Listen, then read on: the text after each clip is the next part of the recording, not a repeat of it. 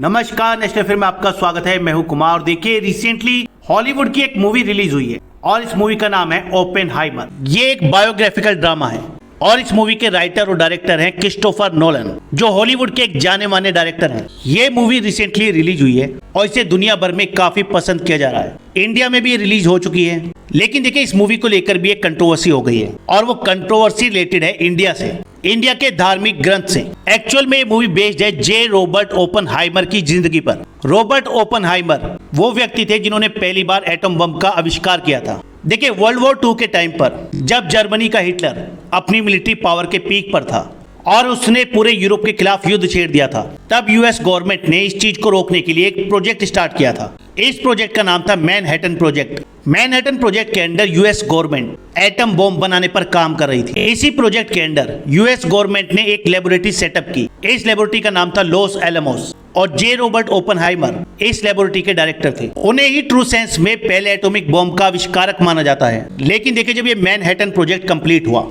और finally Robert Oppenheimer ने atom bomb बना लिए, तब तक जर्मनी ऑलरेडी सरेंडर कर चुका था, लेकिन जापान ने सरेंडर नहीं किया था और इसलिए बाद में ये एटम बम जापान पर गिराए गए। लेकिन देखिए, अक्सर कहा जाता है कि ये जो साइंटिस्ट थे रॉबर्ट ओपेनहाइमर, जब ये एटम बम का आविष्कार कर रहे थे, तब ये हिंदुओं के धर्म ग्रंथ श्रीमद् भगवत गीता से काफी इंस्पायर थे। देखिए, यूनाइटेड स्टेट के ही एक संस्कृत स्कॉलर हैं, उनका नाम है स्टीफन थॉमसन, और उनका रॉबर्ट ओपेनहाइमर और श्रीमद् भगवत गीता को लेकर कहना है कि जब ओपेनहाइमर ने फाइनली एटम बम का टेस्ट किया, जिसका नाम रखा गया था ट्रिनिटी।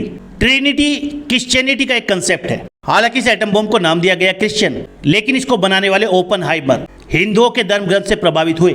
स्टीफन थॉमसन का कहना है कि जब ओपेनहाइमर ने इस न्यूक्लियर बम की आग के गोले को देखा जो टेस्ट के दौरान हुआ था, तब वो हिंदुइज्म की तरफ और ज्यादा झुक गए थे। हालांकि वो डिवोशनल सेंस में एग्जैक्टली हिंदू नहीं बने थे, मतलब हमारी तरह पूजा पाठ नहीं कर रहे थे, लेकिन वो जो हिंदुओं की फिलोसफी है जो दी गई है श्रीमद् भगवत गीता में, और उसमें जो जीवन का ज्ञान दिया गया है, उन्होंने उसे अपना लिया अपने जीवन को स्ट्रक्चर देने के लिए। क्योंकि ओपेनहाइमर एटम बम तो बना रहे थे, लेकिन उनको इस चीज की भी पूरी समझ थी कि इसका परिणाम क्या होगा। इसके यूज से हजारों लाखों निर्दोष लोग भी मारे जाएंगे, और ऐसा ही एग्जैक्टली जापान में हिरोशिमा और नागासाकी में हुआ था।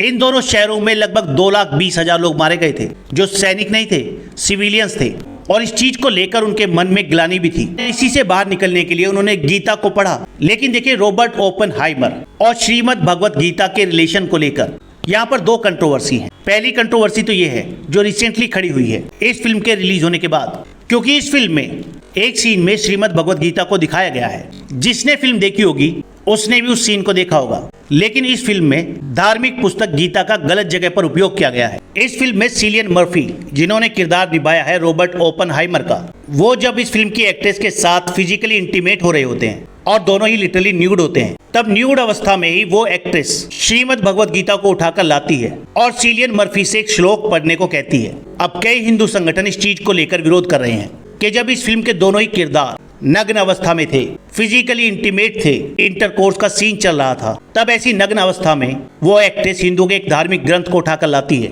और उसका एक श्लोक पढ़वाती है मेल कैरेक्टर से। हालांकि देखिए, चीज है तो आपत्तिजनक ही। भगवत गीता को किसी और सीन में भी दिखाया जा सकता था। ऐसी अवस्था में किसी भी धार्मिक ग्रंथ को दिखाना, चाहे वो किसी भी धर्म की हो, ये शायद ठीक नहीं है। लेकिन एक और कंट्रोवर्सी है, और वो कंट्रोवर्सी है खुद भगवत गीता के ज्ञान को लेकर। देखिए, जब भी भगवत गीता को ओपेनहाइमर से जोड़ा जाता है तो अक्सर जिक्र किया जाता है गीता के एक श्लोक का, और गीता का श्लोक है वर्ष नंबर 32, और गीता के इस 32 नंबर श्लोक का प्रेजेंटेशन कुछ इस तरीके से किया जाता है। नो आई बिकम डेथ, मैं मौत बन गया हूँ, द डिस्ट्रॉयर ऑफ वर्ल्ड्स, यानी विश्व का नाश करने वाला। जबकि अगर आप गीता से इस श्लोक को पढ़ेंगे तो इसका एग्जैक्ट मीनिंग ये नहीं है। देखिए, ये है वो श्लोक, भगवत गीता चैप्टर 11 श्लोक नंबर 32। अब अगर हम इसके इंग्लिश ट्रांसलेशन या हिंदी ट्रांसलेशन की बात करें तो इसमें सुप्रीम लॉर्ड यानी श्री कृष्ण कहते हैं, आई एम माइटी टाइम, मैं काल हूँ, द सोर्स ऑफ डिस्ट्रक्शन, जो विनाश करता है, that come forth to annihilate the world, जो विश्व का विनाश करने आएगा, इवन विदाउट योर पार्टिसिपेशन। अब देखिए, इस श्लोक में सुप्रीम लॉर्ड यानी श्री कृष्ण अपने आप को कहते हैं काल यानी समय। लेकिन इस मूवी में और साइंटिस्ट ओपेनहाइमर की जिंदगी से जुड़े जितने भी वाक्य हैं, उनमें इस श्लोक को पढ़ा गया है आई बिकम डेथ, मैं मौत बन गया हूँ, जबकि ऐसा नहीं है।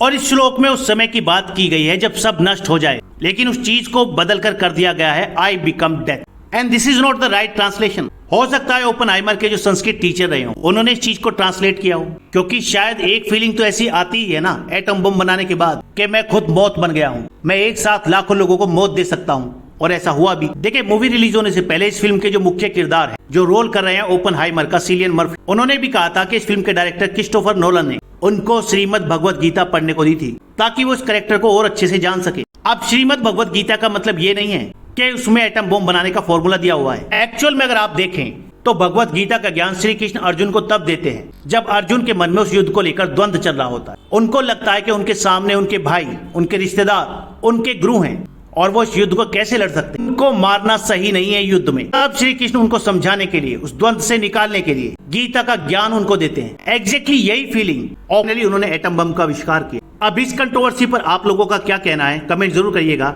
इस वीडियो में इतना ही, नेक्स्ट वीडियो में जल्द मिलेंगे। धन्यवाद।